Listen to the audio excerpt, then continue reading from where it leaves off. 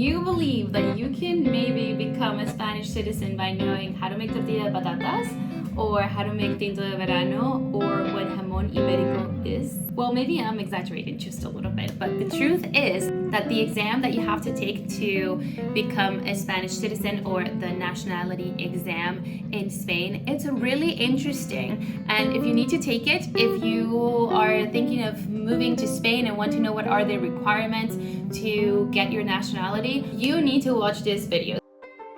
So there are two exams that you probably have to take to become a citizen of Spain. One is a language exam. So if you don't come from a Spanish-speaking country, you probably have to take an exam that can prove that you can speak Spanish. And that one is called DELA A2. We're not here for that one, so we're going to skip everything about that one. But we are going to be talking about the CCSE, which is the exam that proves that you know stuff about Spain. If you want more information about the exam, you can go to exams.cervantes.es, and that will give you all of the information in regards to when you can take the exam, where you can take it, how many questions are in the exam, how to sign up for the exam. The exam is pretty short. It's only 25 multiple choice questions, and you only need to get 15 questions correct, which is pretty good. So you can miss 10 questions and still be good. How to study for the exam. This is what I did. There is an app that you can download on your phone that is from the official Instituto Cervantes that helps you to study. It gives you questions that you have to answer, and it tells you which ones you got wrong, which ones you got right. And that was a very good tool for me to study. Another great tool, and the best tool there is downloading the guide for the exam, which you can also download from the official website of Instituto Cervantes or the CCSE website. This manual is updated for 2025, so you already can access the latest update on that from the website, and it gives you all of the text that you need to know for the exam. So I think it's important to read this guide completely. After every chapter of the guide, you're going to find an exam portion that you can take. It's again multiple choice, same exact questions you're going to find in the exam and in the app that I'm telling you about. So it's important that you really complete this exam that's in the manual, because you're going to see these questions in your actual exam and in the practice exam that you take on the app. So I think it was a good idea for me to do this guide completely and read everything here, because honestly, everything in the guide is important. I don't recommend you to skip anything. In terms of chapters or topics for the exam, there is chapter 1, which speaks about government, legislation, and how to participate in the country as a citizen. This part, I thought it was maybe the most challenging part, because there were things I didn't understand about the government in Spain. For example, they have the country that has a king and a president, but also then they have communities, which could be think of as states from the United States. They call it communities. And these communities also have presidents. So they have the president of the community of Madrid, and they also have the president of Spain.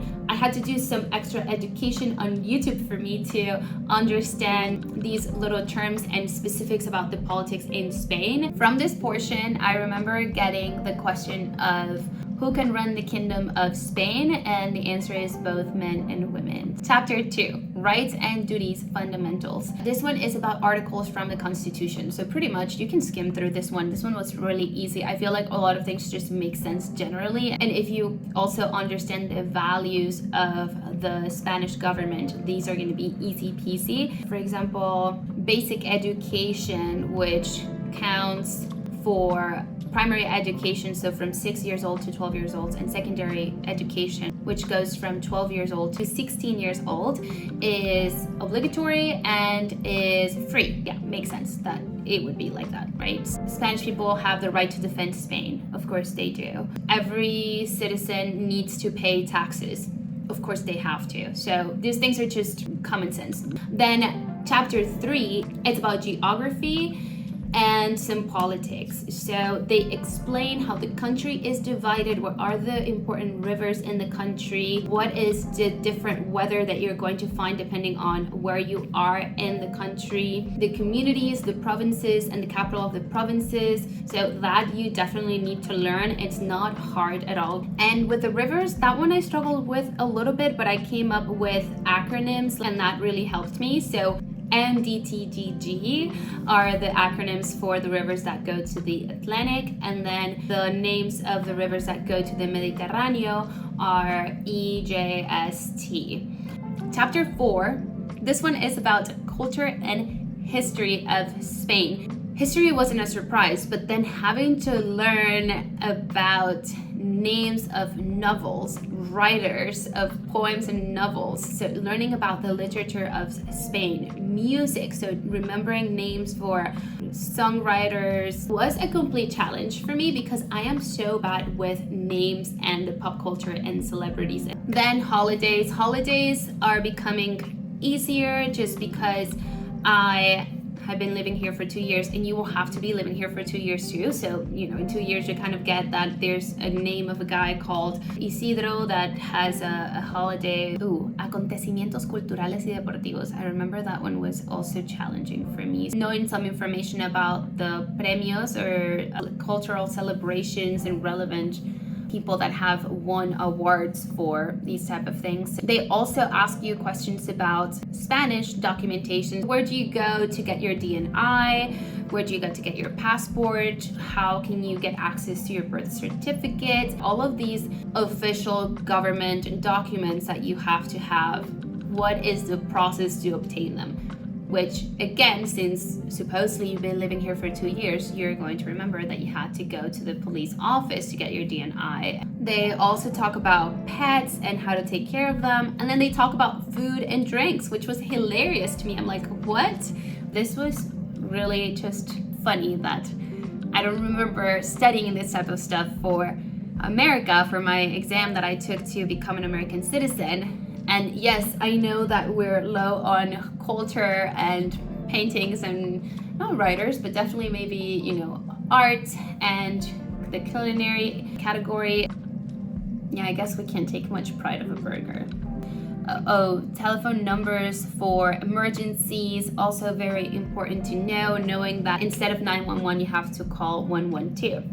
Something that honestly pissed me off a little bit, and just because I am not a TV person, I cannot watch TV, and I do not own a TV, so I don't watch TV, therefore I have no idea what's happening in the TV world, and I had to learn what are the names of the channels and what they show, which to me was super annoying. But I guess you need to know a little bit of everything to become someone that's a citizen of that country, right? So I get the sentiment, I get the intention. It's just like, okay, so for the day of the exam, of course you're going to go to the CCSE website or the Cervantes website, sign up for the exam, pay a fee of I think 85 euros, and then they're going to send you an email that's going to tell you like, hey, you've been registered for the exam and the date for the exam is this. I think that I registered in December or November, and they gave me a date for January 30th. More than enough time for you to study. Don't worry about that. Then I got an email later in the month saying that confirmation, this is what you need to bring for the day of the exam, and this is the address where you're going to take the exam, etc. They give you the time in military time, and I am sorry, I'm still not used to it, so I made a mistake and went there an hour earlier, which was good because then I knew that the documentation that I brought was the correct one. You do need to bring your Spanish ID, so if you're going to take this type of exam, it's assumed that already you have a legal immigration status, so you probably are going to have a NIE.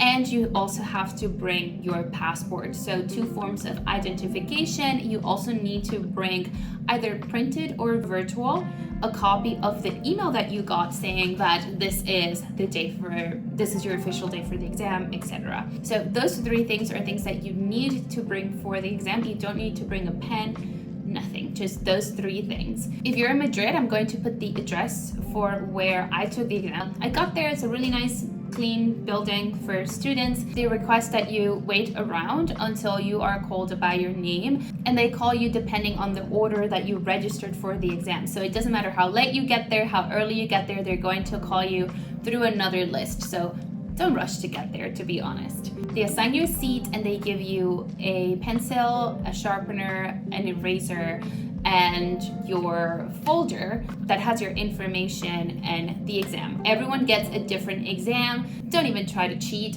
and they will take you out of the exam room if you are caught cheating. So don't cheat, please.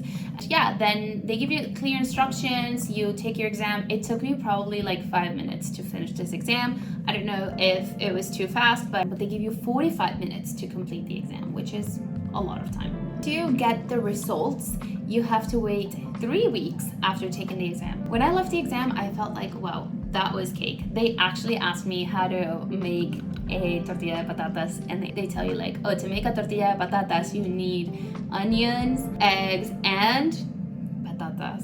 Tortilla de patatas. It's so easy. Come on. I want to answer some valuable questions that I think you may have. Is this exam too hard for someone whose first language is not Spanish? I don't think so. I think it's pretty simple, the language that they use in the exam. The questions are very short, the answers are very short. It's not a novel, that's for sure. It will probably take you a minute to read a question and all of the answers. I think it should be pretty easy for someone who has basic Spanish. How long should someone realistically study for? I started studying maybe a week before the exam. I didn't study for more than 5 hours collectively, and that was enough. I think that if you give yourself 2 weeks to go at a very slow pace and kind of memorize everything and learn everything, you'll be more than okay.